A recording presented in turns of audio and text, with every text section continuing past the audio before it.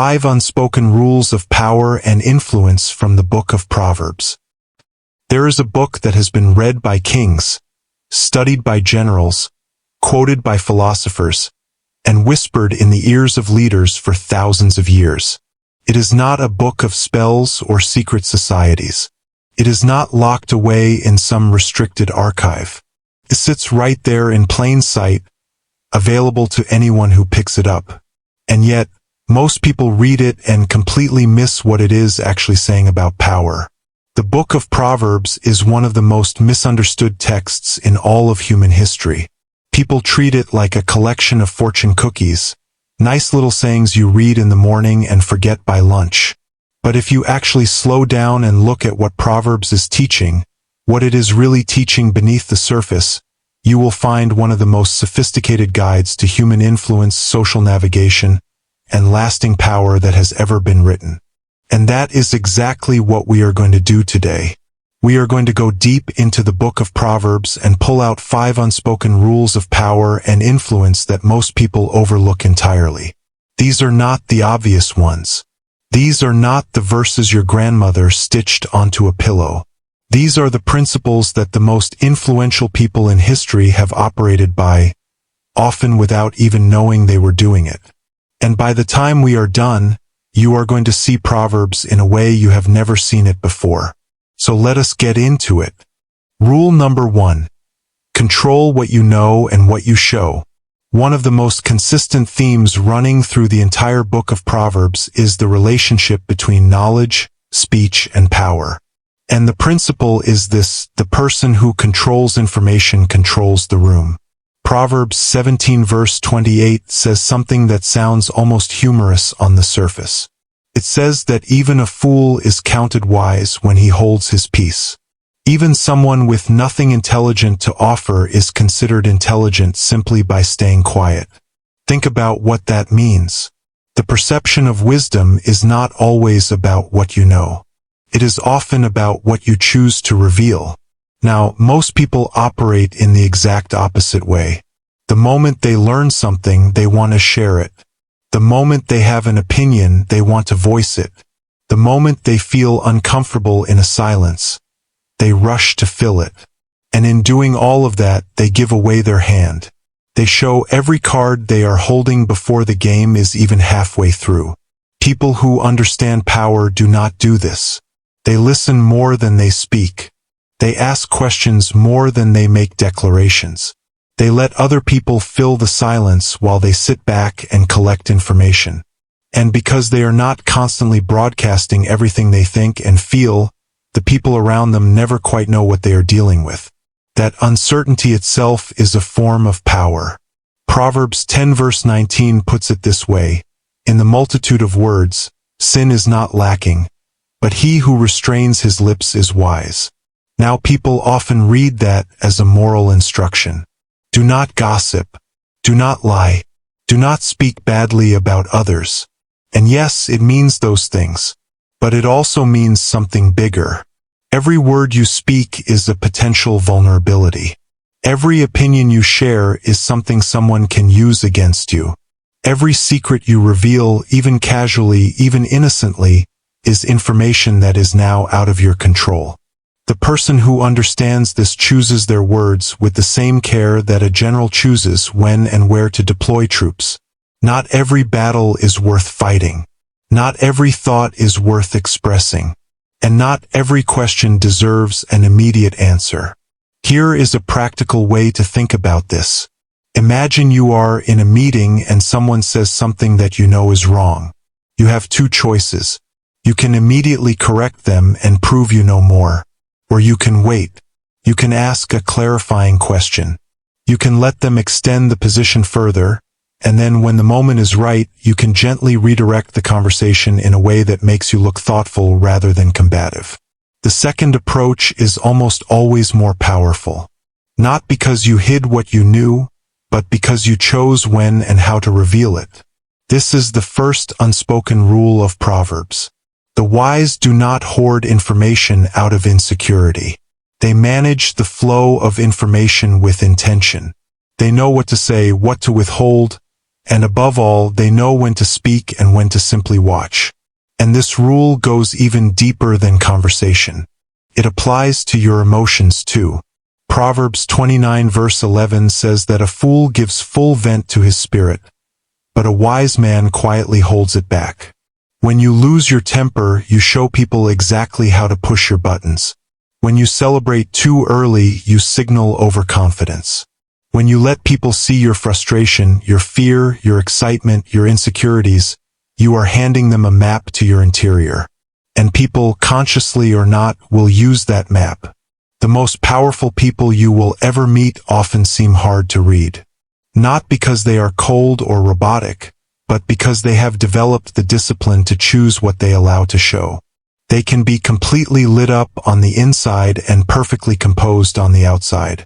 And that composure, that controlled presentation of self, is something that commands respect and creates influence almost automatically. So the first rule is this: learn to manage the space between what you know and what you show. Be interested in everything. Reveal only what serves you. Speak with intention, not impulse. And understand that silence, used correctly, is one of the most powerful tools you will ever have access to. Rule number 2. Your reputation is your real currency. We live in a world that is obsessed with achievement, with results, with what you have done lately. And achievement absolutely matters. But Proverbs teaches something that most high achievers miss, which is that your reputation is worth more than any single accomplishment, and protecting it requires as much skill as building it. Proverbs 22 verse 1 says that a good name is more desirable than great riches, and loving favor is better than silver or gold. Now, a lot of people read that and think, okay, nice sentiment. But what does it actually mean in terms of power and influence? Here is what it means.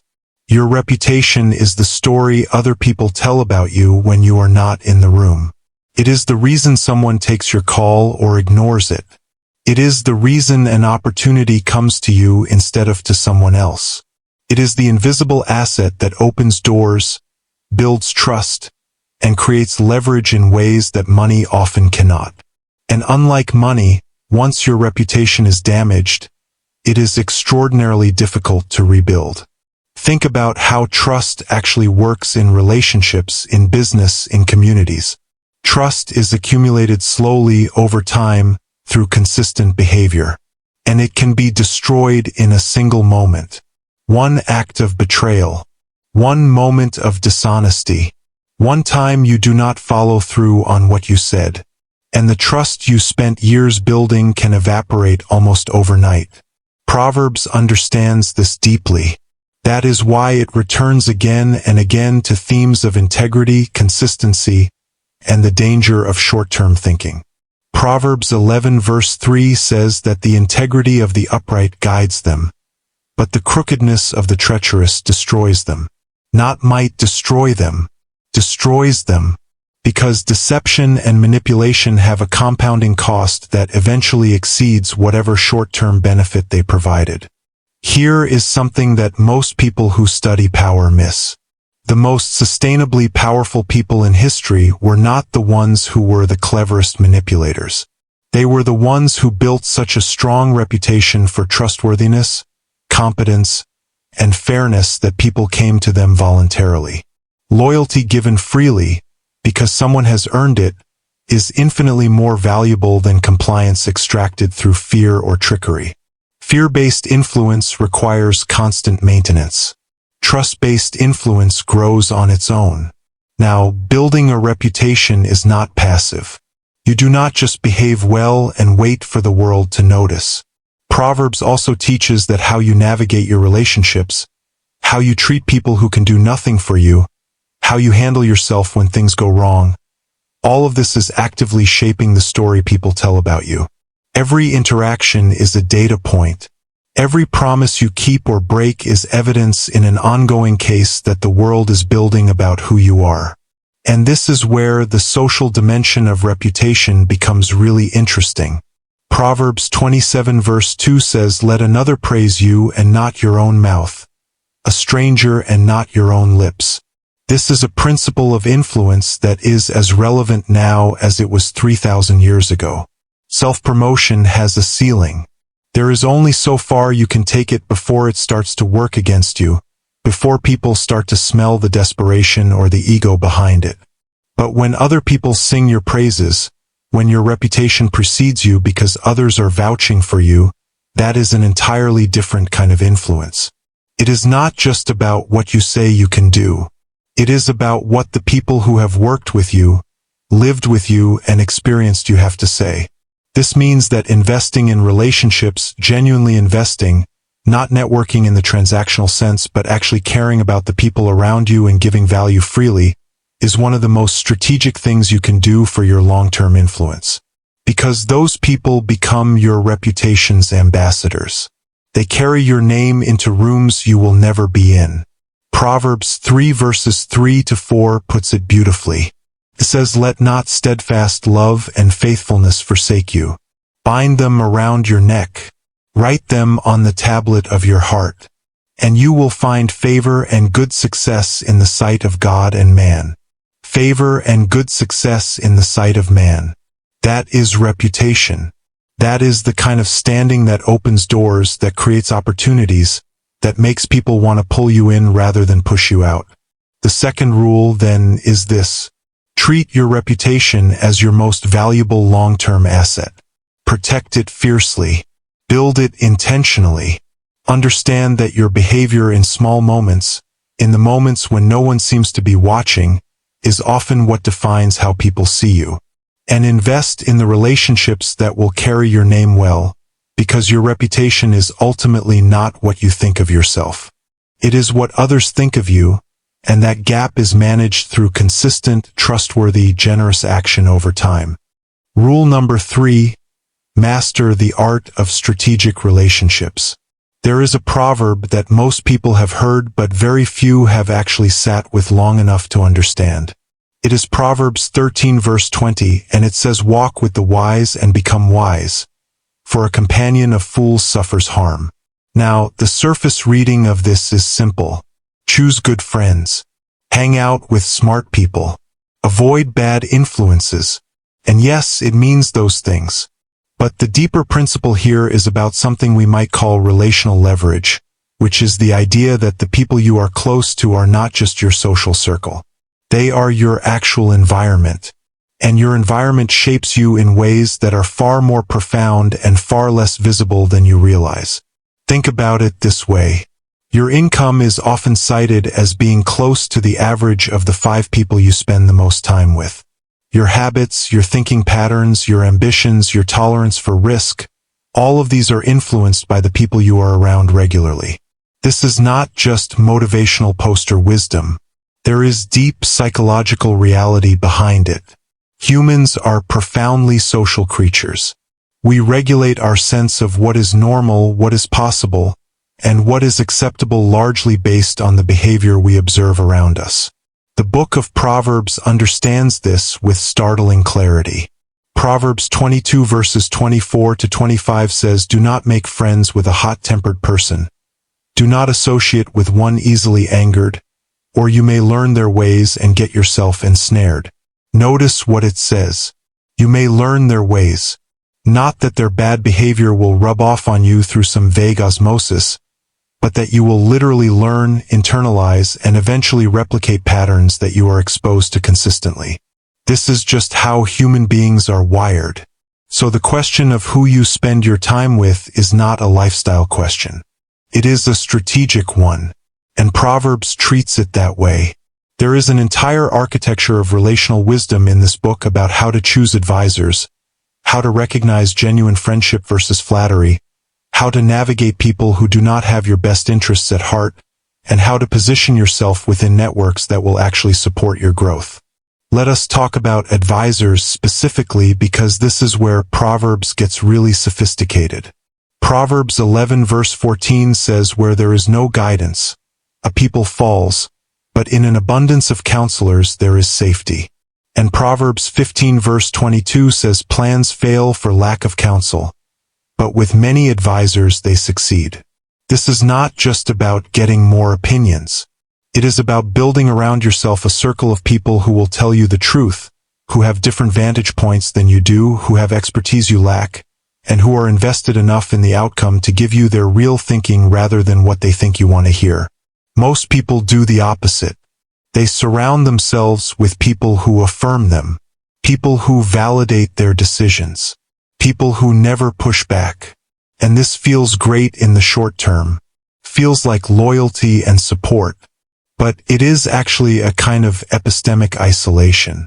You are cutting yourself off from the corrective feedback that would allow you to make better decisions, to see your blind spots, to adjust your course before small errors become catastrophic ones.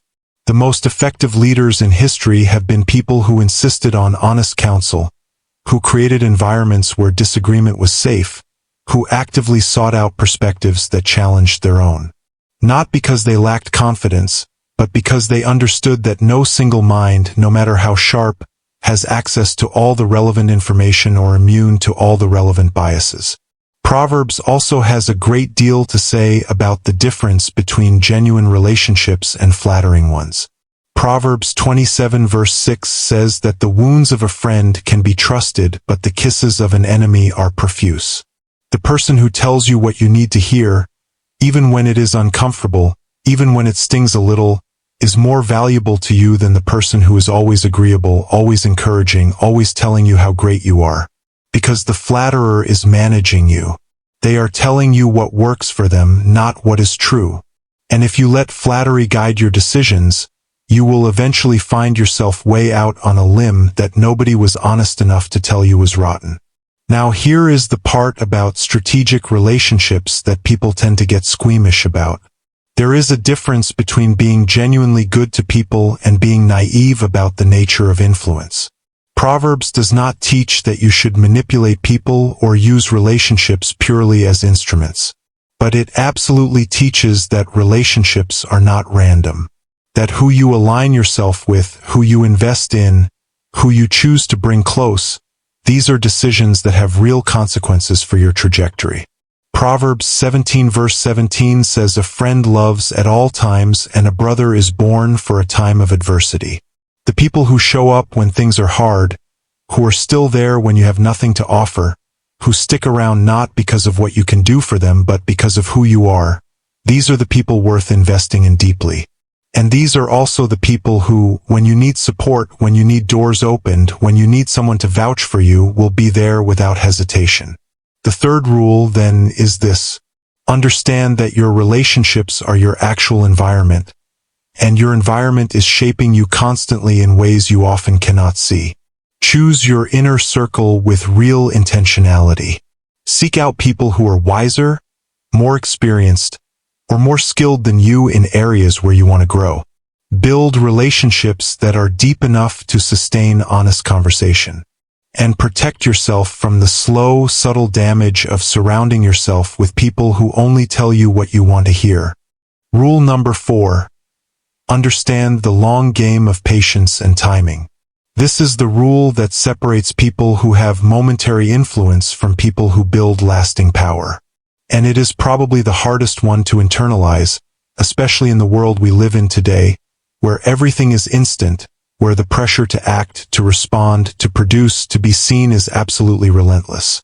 Proverbs has a quiet but insistent message running through it about the relationship between patience and power.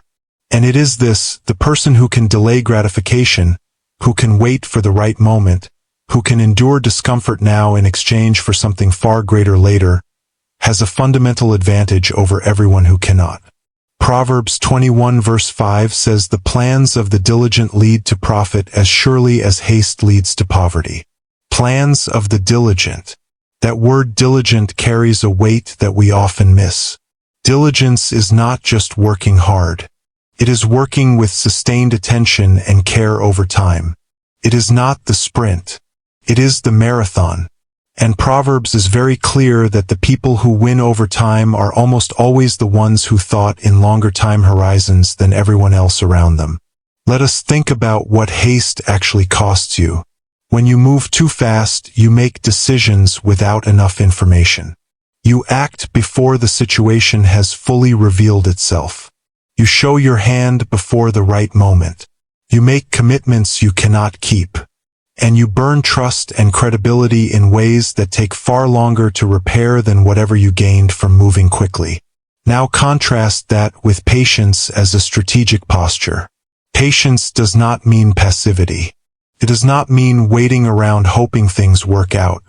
It means staying engaged, staying observant, building your capability and your relationships, and being ready to move decisively when the moment is actually right. Proverbs 20 verse 21 says an inheritance claimed too soon will not be blessed in the end. You can have the right thing at the wrong time and still lose.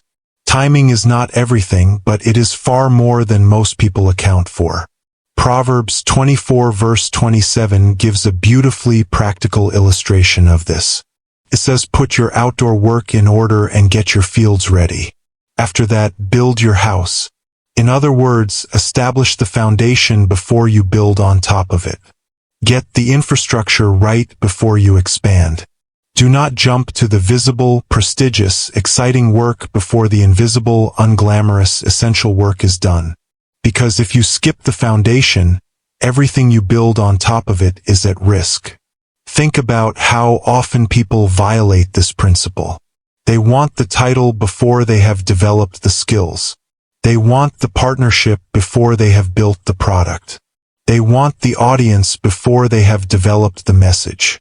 And when things inevitably become unstable, when the title is not matched by capability or the audience has nothing real to hold them, the whole thing comes apart faster than it came together. Patience also plays a crucial role in conflict and adversarial situations. Proverbs 25 verses 21 to 22 has a famous teaching about responding to your enemies with kindness, giving them food and water, which will, as it says, heap coals of fire on their heads. Now, this has been interpreted in many ways. But one very practical reading is this: when someone is working against you, when someone has treated you badly, the temptation is to respond immediately and directly, to match aggression with aggression, to make sure they know they cannot mess with you. And sometimes that is appropriate. But Proverbs is suggesting that often there is a more powerful long game available. Responding to hostility with unexpected generosity, with calm, with restraint, does something psychologically complex to the person on the receiving end. It disarms them. It undermines the narrative they have built to justify their hostility toward you. And it preserves your own moral high ground, which is an incredibly valuable strategic resource. There is also a timing principle embedded in Proverbs 15 verse 23, which says a word spoken at the right time, how good it is. The right word at the wrong time is not a right word. Wisdom is not just about knowing what is true. It is about knowing when truth is useful. When a person is in the grip of their emotions is not the time to give them rational feedback. When a negotiation is at its most tense point is not the time to make your most important concession. When a relationship is strained is not the time to raise a grievance that could have waited. Learning to read the moment, to feel the temperature of a situation and respond to it rather than just to your own internal urgency, is one of the most sophisticated skills a human being can develop. Proverbs 16 verse 32 captures the ultimate expression of this principle. It says that one who is slow to anger is better than the mighty, and one who rules his spirit than one who takes a city. The ability to govern yourself, to hold your impulses in check, to choose your response rather than simply react, is presented here as a greater form of power than military conquest. And the more you live and interact with people, the more you realize how true this is. The people who are most reactive, who are most driven by their immediate emotional states, are the easiest to manipulate. Because if you know what triggers them, you can always get them to do what you want. The person who cannot be reliably triggered, who stays composed, who chooses when and how to respond, operates from a position of genuine independence. Nobody can play them because nobody can predict how pulling any given lever will make them react. The fourth rule, then, is this: think in longer time horizons than the people around you. Build the foundation before you build the house. Wait for the right moment to speak, to act, to move. Develop the discipline to govern your own emotional responses so that you are never easy to manipulate through reactive impulse. And understand that the willingness to be patient when everyone else is rushing is, in itself, a profound competitive advantage. Rule number 5. Wisdom is the ultimate power source. All the previous rules, information control, reputation, relationships, and patience, point to something deeper, wisdom. Not intelligence, not knowledge, not cleverness, but wisdom. Wisdom begins with humility. Proverbs teaches that it starts with recognizing your limits, understanding that you don't know everything and that there are forces beyond your control. This mindset isn't weakness. It's the foundation for real growth. The moment you believe you already know enough, you stop learning. And when you stop learning, you begin to fall behind. Proverbs even warns that someone who is wise in their own eyes is worse off than a fool. Why? Because at least a fool knows they have something to learn. Wisdom requires openness, the willingness to be corrected, to grow, and to continually update your understanding. At its core, wisdom is the ability to see clearly and act correctly. It's knowing what truly matters versus what only feels urgent. It's understanding people, recognizing your own blind spots, and making decisions that align with long-term good rather than short-term impulse. But wisdom doesn't come passively. Proverbs describes it like a treasure hunt. You have to seek it intentionally.